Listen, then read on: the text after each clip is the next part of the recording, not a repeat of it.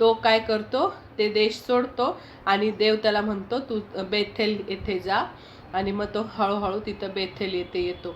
मग आपल्या वडिलांच्या घरी तो जातो व नेमके वडील जिवंत असतात, वडिलांना तो भेटतो आणि थोड्याच दिवसात वडिलांचा मृत्यू होतो. आणि मग एसाव याकोब दोघं त्यांना काय करतात, त्यांची मयत करतात. अब्राम आणि साराला जिथं पुरलेलं असतं तिथं याकोबाला त्याचे वडील सांगतात, की मला माझ्या आई वडिलांना जिथं हे केलेलं आहे तिथंच तू त्याच कबरेमध्ये पूर. म्हणून मग ते शोक करतात त्याच्यासाठी. आणि अशा प्रकारे याकोब तिथंच कनान देशामध्ये राहायला सुरुवात करतो. आणि मग पुढं काय होतं, याकोबाला अजून लास्ट मुलगा होतो. ते राहेल त्याची आवडती जी बायको असती ना, ती लास्ट मुलगा होता, त्याचं नाव होतं बन्यामीन. आणि त्याला जन्म देताच त्याची बायको राहेल, जी आवडती बायको होती, ती राहेल बायको त्याची काय होती, मरून जाती. तो याकोब कनान देशामध्ये येतो आणि तो त्याचा सगळ्यात शेवटून दुसरा मुलगा जो आवडत्या बायकोचा होता, योसेफ. मग योसेफ 17 वर्षाचा होता, फक्त 17 इयर्स. आणि तो बारका तर तो बन्यामीन किती 1 वर्षाचा होता काहीतरी, त्याची आई ते जन्म देतानाच मरून जाती. आणि मग ज्यावेळेस तो 17 वर्षाचा होता तेव्हा त्याचे सगळे भाऊ मोठे होते, जे आधी झालेले होते ना. राहेलीला मुले होत नव्हती म्हणून हा योसेफ फक्त 17 वर्षाचा होता, बाकी सगळे मोठे मोठे होते. आणि मग हे जे 10 भाऊ त्याचे जंगलात रानात काय करायला जायचे, मेंढरं चारायला जायचे. आणि जेव्हा ते मेंढरं चारायला जायचे तेव्हा याकोबाचा सगळ्यात आवडता मुलगा होता योसेफ. तो इतका त्याच्यावर प्रेम करायचा. हे 11 जण होते, 11 मधला ह्या 10 मुलांवर तो प्रेम नव्हता करत, कारण 10 मुलं काहीतरी कोणी काहीतरी करायचं, कोणी काहीतरी करायचं, फसवी. पण योसेफ हा नीतिमान मुलगा होता, खऱ्याने वागणारा होता, देवाला भिवून वागणारा होता. म्हणून त्यांनी काय केलं माहिती का, याकोब पण आता थोडासा नाही का म्हातारा होत चाललेला. मग तेव्हा त्यांनी रंगीबेरंगी एक झगा शिवला, एकदम छान भरजरी. आणि त्यावेळेस तो झगा थोरल्या मुलाला द्यायचे ते लोक, किंवा राजाची मुलं घालायचे.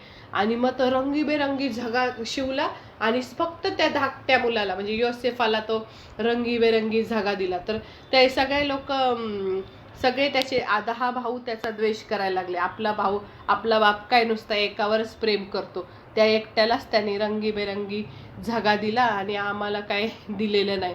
मग हा यांनी याकोबानी योसेफाला म्हणायचा, तू कुठं जायचं नाही, तू इथंच घरात बसायचं, खायचं प्यायचं आराम करायचा. तुझे ते 10 भाऊ कळप घेऊन जातील, चारतील, पण तू फक्त काय करायचं, रिपोर्टिंग करायची, त्यांच्यावर बारीक लक्ष ठेवायचं आणि रिपोर्टिंग करायची. ते बरोबर आहेत का, त्याच्यातला कोण काय चुकीच्या गोष्टी करतो का, त्यांच्यावर लक्ष ठेवायचं, त्यांच्या वागणुकीवर तू जा. आणि मग एक दिवशी तो याकोब त्याला म्हणतो योसेफाला, की तुझे भाऊ व्यवस्थित आहेत का, कळप चारतायत का व्यवस्थित, का वाईट वागतायत, काहीतरी लफडे करत बसलेत, काय करत बसलेत, जाऊन बघू नये बरं कुठे बरोबर आहेत का. आणि मग तो नेहमी असा हेच काम करायचा आणि त्याच्यावर खूप प्रीती करायचा त्याचा बाप. आणि त्याच्यासाठी रंगीबेरंगी झगा शिवून दिलेला होता, म्हणून ते सगळे त्याच्या द्वेष करायचे. आणि त्यातच ते एवढा द्वेष करत होते त्याचा. आणि त्यात ह्या योसेफ अल्लड होता. आता 17 वर्षाचा मुलगा किती लहान असेल ना. मग तो योसेफ काय होता, एकदम साधा भोळा होता मुलगा. आणि त्यात त्याला देवाने एक स्वप्न दाखवलं. आणि ते स्वप्न देवाने जे दाखवलं ते खरं होतं थोड्याच दिवसात. पण ते स्वप्न त्याला काय पडलं, की तो येऊन सांगतो भोळेपणाने सगळ्या आपल्या 10 भावांना येऊन सांगतो, की मला काल रात्री असं स्वप्न पडलं, की बघा आपण सगळे शेतात पेंड्या बांधत आहोत आणि माझी पेंडी अशी उंच उभी राहिली आणि सगळ्यात वर अशी उंच उभी राहिली आणि त्याच्या भोवती 10 पेंड्या उभ्या राहिल्या गोलाकार. आणि त्या सगळ्या 10 पेंड्यांनी माझ्या पेंडीला खाली वाकून नमन केलं, पाया पडले सगळेजण. आणि मग त्यांना त्याचे भाऊ म्हणाले, तू काय आमच्यावर राज्य करणार का. आधीच ते द्वेष करत होते, राग करत होते, वडील त्याच्यावर प्रेम करतात म्हणून त्याचं नाही का खूप द्वेष करत होते. मग ते म्हणतात, तू काय आमच्यावर राज्य करणार का, आणि आम्ही तुझ्या पाया पडणार का. असं काय स्वप्न पडलं, आणि असं तसं म्हणून ते त्याला रागवतात. मग थोड्याच दिवसात परत 8-15 दिवसांनी त्याला दुसरं स्वप्न पडतं, आणि त्यात पण त्याने निष्पापपणे आपल्या भावांना सांगून टाकतो. काय म्हणतो की असं झालं की भावांना म्हटला, मला दुसरं स्वप्न असं पडलं की सूर्यचंद्र आणि माझे 11 भाऊ यांनी मला वंदन केलं, माझ्या पाया पडल्या, असं मला स्वप्न पडलं. मग ते सगळ्यांनी मिळून त्याच्या बापाला सांगितलं, हा असं बोलतोय की काय 11 भाऊ, बन्यामीन पण त्यात धरला ना, 11 भाऊ आणि सूर्यचंद्र आणि 11 नक्षत्र यांनी माझ्या काय सगळ्यांनी पाया पडले. मग त्याचा बाप त्याला म्हणतो, अरे तुला असलं कसलं स्वप्न पडलं? सूर्यचंद्र म्हणजे आई वडील आणि 11 भाऊ हे सगळे माझ्या पाया पडतायत, मला नमन करतायत, असं मला स्वप्न पडलं, असं तो सांगतो. मग त्याचा बाप त्याला ओरडतो की काय असं कसं स्वप्न पडलं तुला, आणि त्याचे भाऊ अजूनच त्याचा द्वेष करू लागले. पण त्याच्या बापाच्या मनात त्याच्या मनात बापाने ते ठेवलं जपून की ह्या मुलाला असं स्वप्न पडलं. बघा, बरेचदा स्वप्न खरी होतात, आणि हे पण स्वप्न त्याचं थोड्याच वेळात आपण बघणार आहोत की हे स्वप्न त्याचं कसं खरं होतं. आणि मग ते जे भाऊ असतात ना, ते एवढे कपटी असतात, राग करणारे असतात. ते काय करतात, दुसऱ्या दिवशी योसेफाला याकोब म्हणतो, त्याचे वडील म्हणतात की जा, तुझा भाऊ बरोबर आहेत का, 11 भाऊ रानात बरोबर मेंढरं चारतायत का, जा बघून ये बरोबर आहेत का. म्हणून तो जातो आणि रानात कुठंतरी ते मेंढरं चारत असतात. आणि तेव्हा ते मेंढरं चारत असताना लांबूनच हे 11 भाऊ त्याला बघतात. 11 म्हणजे 10 भाऊ त्याला बघतात, आणि तो धाकटा तर छोटा असतो ना, तो नसतो.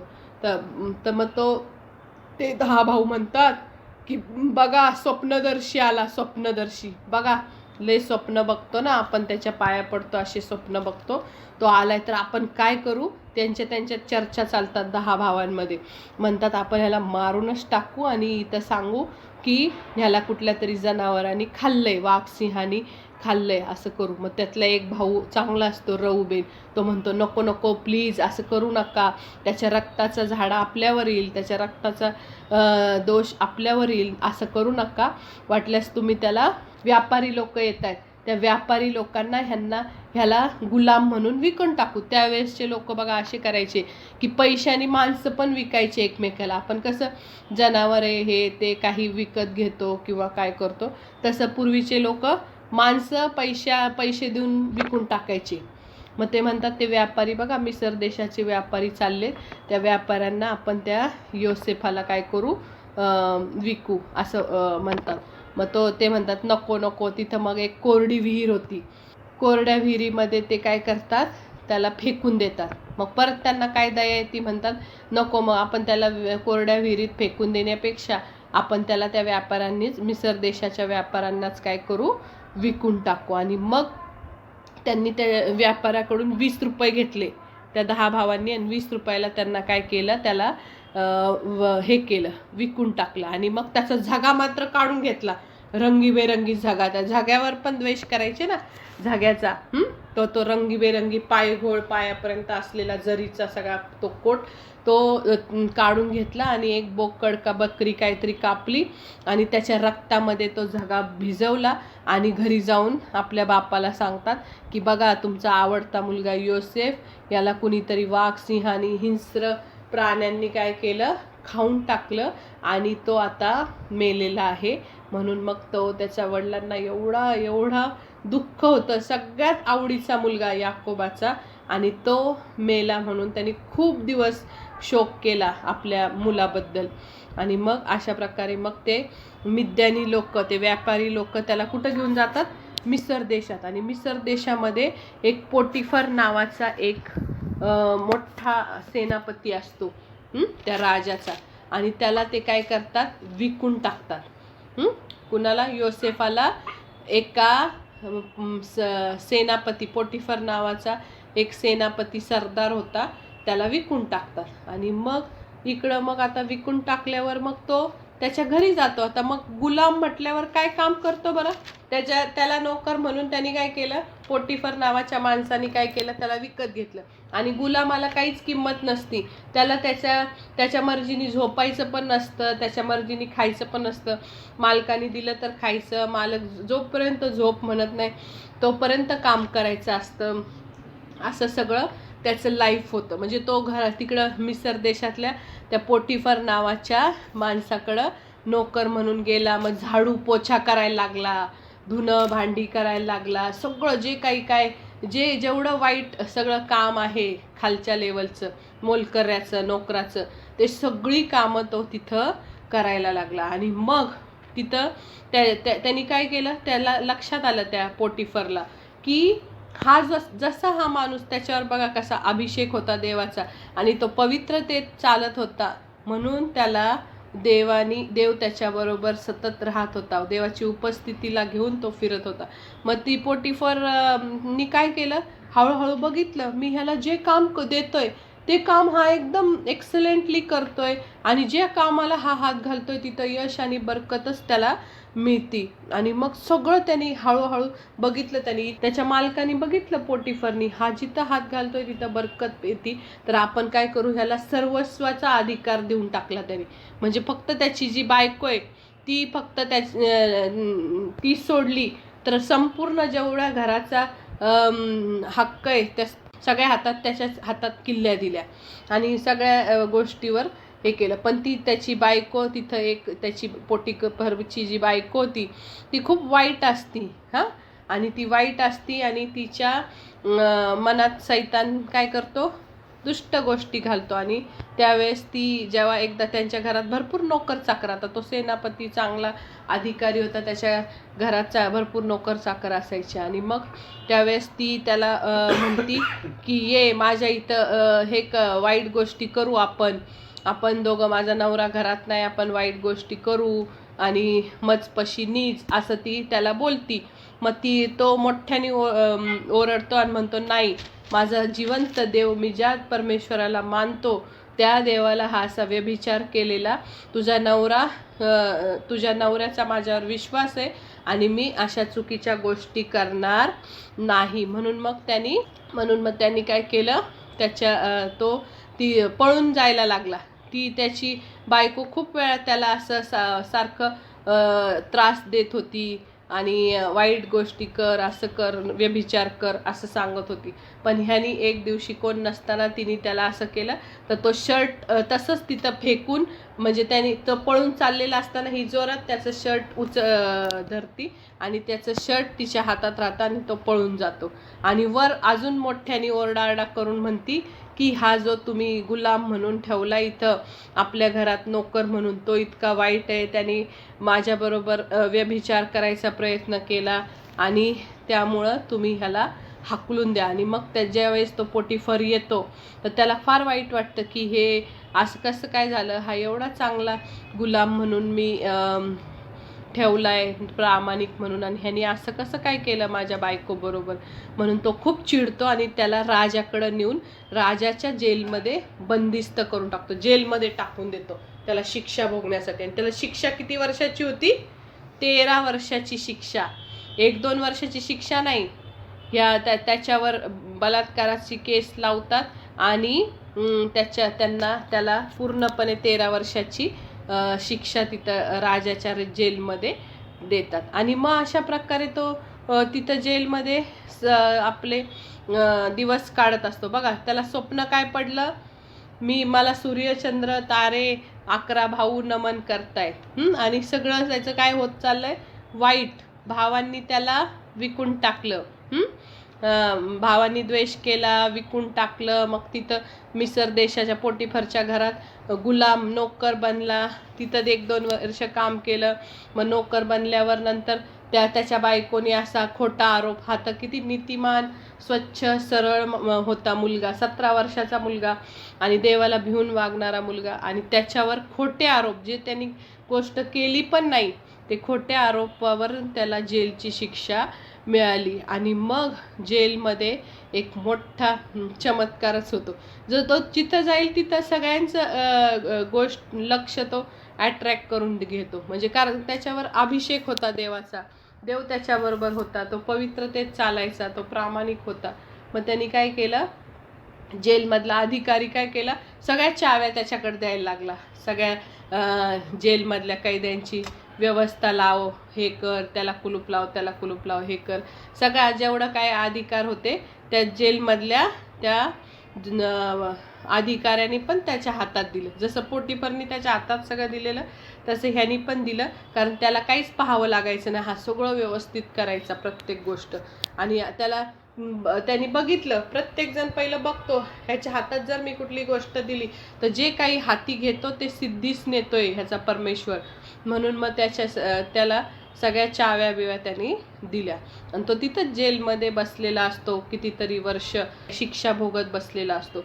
आणि त्यावेळेस बघा देवाचा प्लॅन कसा वेगवेगळ्या ठिकाणी पुढं जातो. आता तो मग एक दिवशी असं झालं की जेलमधले 2 कैदी आहेत, त्या 2 कैद्यांना स्वप्न पडतात. आणि ते स्वप्न खूप विचारात पडतात ते कैदी, काय बरं आपल्याला हे असे स्वप्न काय पडलेत, आपल्याला कसं बरं, काय असेल ह्या स्वप्नाचा अर्थ. मग एकाला असं स्वप्न पडतं की एक असतो राजाला, 2 कैदी कोण असतात, राजाच्या राजवाड्यातले असतात. एक असतो राजाला द्राक्षरस देणारा, तो द्राक्षरस देणारा. आणि दुसरा असतो राजाचा आचारी, राजाचा स्वयंपाक बनवणारा जो कुक असतो ना, तो असतो. आणि मग ह्या अशा प्रकारे हे दोघांना स्वप्न पडतं. मग त्या प्याले दरबाराला असं स्वप्न पडतं की द्राक्षाचा घड लागलाय, द्राक्ष असे पिळून मी ग्लासात भरतोय, असं काहीतरी त्याला स्वप्न पडतं. आणि दुसरा जो आचारी आहे त्याला असं स्वप्न पडतं, माझ्या डोक्यावर टोपली आहे आणि टोपलीवर 3 भाकरी आहे. आणि त्या पांढऱ्या 3 भाकरी एक पक्षी येऊन उडून माझ्या डोक्यावरचं काय करतायत, पक्षी येऊन त्या भाकरी ओढून नेतात. मग त्या दोघांना पण कळत नाही काय स्वप्न पडलं. मग त्यावेळेस ते योसेफाला सांगतात. योसेफ म्हणतो ठीक आहे, मला सांगा, मी तुमच्या स्वप्नाचा अर्थ सांगतो. मग हे दोघं एक स्वप्न सांगतात. की तो म्हणतो की मी प्याले दरबार काय म्हणतो, मी त्या द्राक्ष वेलाला 3 फाटे होते आणि द्राक्ष येऊन पिकले होती आणि मी त्या फारोच्या हातात द्राक्ष ग्लास होता, त्याच्यात मी द्राक्ष पिळली. आणि दुसरा म्हणतो की माझ्या डोक्यावर पांढऱ्या 3 भाकरी होत्या आणि सर्व प्रकारचं पक्वानं होते आणि पक्षी येऊन माझ्या डोक्यावरच्या टोपलीतले पदार्थ खात आहेत. मग त्यांनी सांगितलं, त्या आचार्याला सांगितलं 3 दिवसाच्या आत, ज्याच्या डोक्यावर भाकरी आणि पक्षी येऊन त्या भाकरी उचलून नेतात, त्याला सांगितलं की 3 दिवसाच्या आत तुझं मुंडकं राजा उडवणार आहे, तुला शिक्षा देणार आहे, तुला तुझ्या मुंडकं शिर तुझं कापणार आहे, तू मरणार आहे. आणि दुसऱ्याला सांगितलं जो द्राक्ष पिळून देतोय ग्लासात, असं स्वप्न, त्याला म्हटलं 3 दिवसाच्या आत तुला परत राजा काय करणार आहे, कामावरती घेणार आहे.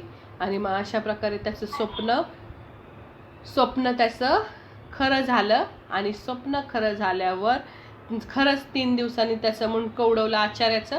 आणि 3 दिवसांनी हा जो प्याले दरबार आहे त्याला राजाने राजवाड्यात नोकरीला ठेवलं. आणि मग आता पुढचं, मग तो त्याला सांगतो, योसेफ तू जाता तर राजवाड्यात जाशील ना कामाला राजाकडं, तर माझी प्लीज एक विनंती आहे की मी इथं काहीही अपराध केलेला नसताना, काहीही गुन्हा केलेला नसताना मी इथं शिक्षा भोगत बसलोय, तर प्लीज राजाकडं माझी तेवढी विनवणी कर की हा एक माणूस आहे असा जेलमध्ये, त्यांनी काही केलं नाही तर त्याला सोडवा, त्याची शिक्षेपासून मुक्त करा. पण तो म्हणतो, असं तो सांगून पाठवतो, तरी तो प्याले दरबार जो होता ना राजाला द्राक्षरस ग्लासात ओतून देणारा, तो विसरून जातो, पूर्णपणे विसरून जातो. आणि तो काही सांगत नाही त्याला की राजाला की असा असा जेलमध्ये एक माणूस आहे. मग तो काय करतो, थोड्याच दिवसात 2 वर्षांनी, त्याच्यानंतर किती 2 वर्ष झाले तो प्याले दरबार तिथं राजाच्या राजवाड्यात काम करतोय. आणि 2 वर्षांनी त्या फारो राजाला असं स्वप्न पडलं की त्यात राजाला असं स्वप्न पडलं की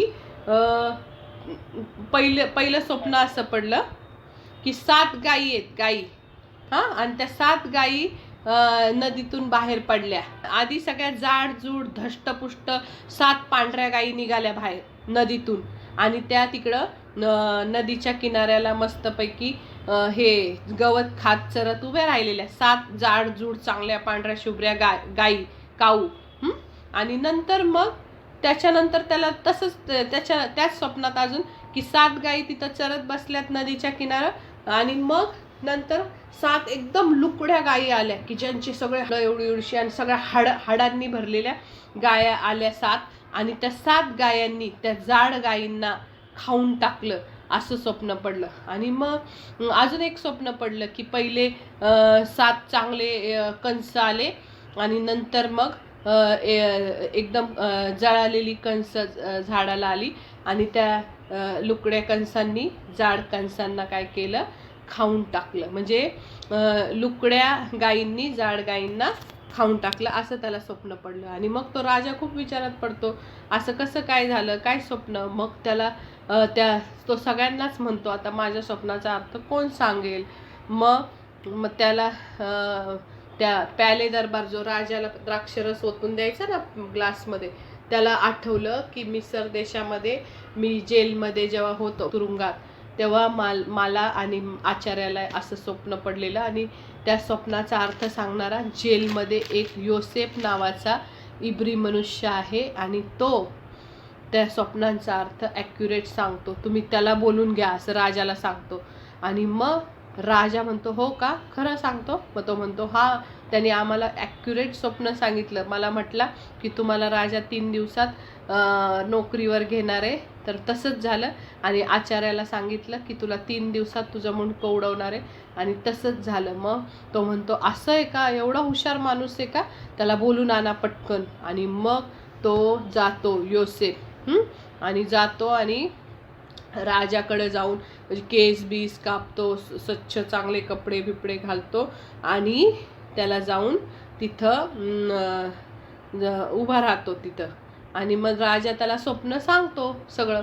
आणि मग राजा स्वप्न सांगितल्यावर तो म्हणतो की तुझ्या ठाई देवाचा आत्मा आहे. तो राजा त्याला म्हणतो, तुझ्या ठाई देवाचा आत्मा आहे, आणि तू मला तू मला काय कर, ह्या माझ्या स्वप्नाचा अर्थ सांग. मग तो म्हणतो की आता हे जे काय आहे हे तुमच्या स्वप्नाचा अर्थ मी असं सांगतो. पहिली 7 जाड गाई म्हणजे आता जे वर्ष येणार आहे तेव्हा 7 वर्षात इतकं धान्य पिकणार आहे तुमच्या देशात, भरपूर पाऊस पडणार आहे, खूप सुंदर धान्य, खूप जास्त प्रमाणात सुकाळाची वर्ष आहेत, खूप जास्त धान्य तुम्हाला पिकणार आहे. आणि ती लुकड्या गाई म्हणजे काय, तर ते दुष्काळाची 7 वर्ष. असा दुष्काळ आयुष्यात कुणीच कधी पाहिला नव्हता, असा दुष्काळ, पाण्याचा एक थेंब पण 7 वर्षात. त्या लुकड्या गाई म्हणजे त्या लुकड्या गाई जाड गाईंना खातात, म्हणजे लोक विसरतील की 7 वर्ष आपली सुकाळ्याची होती. म्हणजे असं एवढा भयानक दुष्काळ पडणार आहे. मग त्यासाठी तुम्ही हा तुमच्या स्वप्नाचा अर्थ आहे. आणि त्याच्यासाठी मी तुम्हाला सांगतो की तुम्ही कोणीतरी एक मिसर देशातला एक चतुर व शहाणा माणूस तुम्ही काय करा, बघा, आणि त्याला मिसर देशावर अधिकारी म्हणून, पंतप्रधान म्हणून नेमा. आणि ह्या ज्या 7 वर्षात जेवढं उत्पन्न येणार आहे, आता जे इथून येणारे जे 7 वर्षे जेवढं धान्य मिळणार आहे ते सगळं धान्य साठवून ठेवा, मोठी मोठी गोदामं तयार करा, आणि त्या 7 वर्षात एवढं जमवा धान्य की पुढच्या 7 वर्षात, दुष्काळाच्या 7 वर्षात ते पुरलं पाहिजे. मग अशा प्रकारे तो म्हणतो, ठीक आहे. मग असं जर तुम्ही केलं आणि तुम्ही लोकांकडून काय करा, जेवढं ते पिकवतील ना त्याचा 5वा भाग घ्या, 10वा भाग नाही, 5वा. म्हणजे त्यांनी 100% कमवलं, म्हणजे 100 धान्याची पोती केली एका माणसाने, तर त्यातले 5 पोते, 5वा भाग काय करायचा, राजाला द्यायचा. असं तुम्ही काहीतरी हे करा योजना, आणि तुम्ही काय करा, अशा प्रकारे त्या एक अधिकारी नेमा आणि त्याच्या हातात हे सगळं द्या, म्हणजे तुमचा दुष्काळाने पुढील 7 वर्षात नाश होणार नाही. मग आता ते सांगितलेलं त्याला एकदम पटलं फारो राजाला. मग तो म्हटला, ज्याच्या ठाई देवाचा आत्मा आहे अशा पुरुषासारखा दुसरा कोण आढळेल.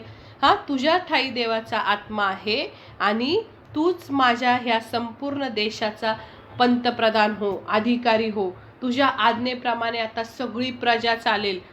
चल आता मी फक्त गादीपुरतं, मी फक्त गादीवर बसण्यापुरतं राजा, पण तुझ्या डोक्याने सगळा मिसर देश चालणार आहे. मग तो म्हणतो आता मी तुला अवघ्या मिसर देशाचा पंतप्रधान करतो. त्याने स्वतःच्या बोटातली अंगठी काढून योसेफाला देतो. गळ्यातला तो गोफ सोन्याची चेन असते की नाही, जाड चेन, ती काढून देतो. त्याला शुभ्र ते तलम तागाची वस्त्र घालतो आणि त्याला एक मोठा रथ राजाचा असतो की नाही, त्या रथात बसवतो आणि त्याला सगळे लोक थांबवतो तिथं मुजरा करायला. सगळ्यांनी मुजरा करायचा खाली वाकून, की हा माणसाला योसेफाचा जय जयकार असो, असं करून त्याला मुजरा सगळ्यांनी करायचा. आणि अशा प्रकारे तो आता त्याचं वय झालेलं असतं 30 वर्ष. म्हणजे आता इथं ही गोष्ट संपली. गोष्ट म्हणजे त्याच्या पुढचं उद्या हे करू. तर मग आता आपल्याला हे कळलं की हा झाडू पोछा करणारा जो मनुष्य होता, 17 वर्षाचा मुलगा, त्याला देवाने मिसर देशाचा पंतप्रधान बनवलं. का बरं बनवलं? त्याच्या पवित्रतेमुळे. जेव्हा आपण पवित्रतेत राहतो, आपण पाप करत नाही, आपण व्यभिचार करत नाही, आपण चुकीचं बघत नाही टी व्हीवर, मोबाईलवर, चुकीच्या गोष्टींना नाही म्हणतो, देवाला माझ्या डोळ्याची शुद्धता पाहिजे, देवाला चुकीचं बोलत नाही, देवाला माझ्या मुखाची शुद्धता पाहिजे, चुकीचे विचार करत नाही, तेव्हा आपल्यामध्ये देव वस्ती करतो. आता त्याला एक गोष्ट अशी होती की त्याला असं वाटलं असतं की मला तर स्वप्न दिसलंय, असं एवढं भारी स्वप्न पडलंय की आपले 11 भाऊ मला नमन करतायत, आई वडील नमन करतायत. उद्याच्या ह्याच्यात आपल्याला त्याचं स्वप्न खरं झालेलं कळलं की सगळे खरोखर त्याला नमन करतात. आणि मग तो पवित्रतेत वागला म्हणून तो पंतप्रधान झाला. तिथंच जर त्यांनी निराश झाला असता, बघा माझ्या लाईफमध्ये काय दुःख आहे, मला स्वप्न दाखवलं एक देवाने आणि मी बसलो इथं झाडू पोछा करत, मग तिथं जर तो निराश झाला असता आणि त्या पोटिफरच्या बायकोबरोबर जर त्यांनी व्यभिचार करून तिथं राहिला असता, तर तो पैशात लोळला असता. तेवढंच त्याचं झालं असतं.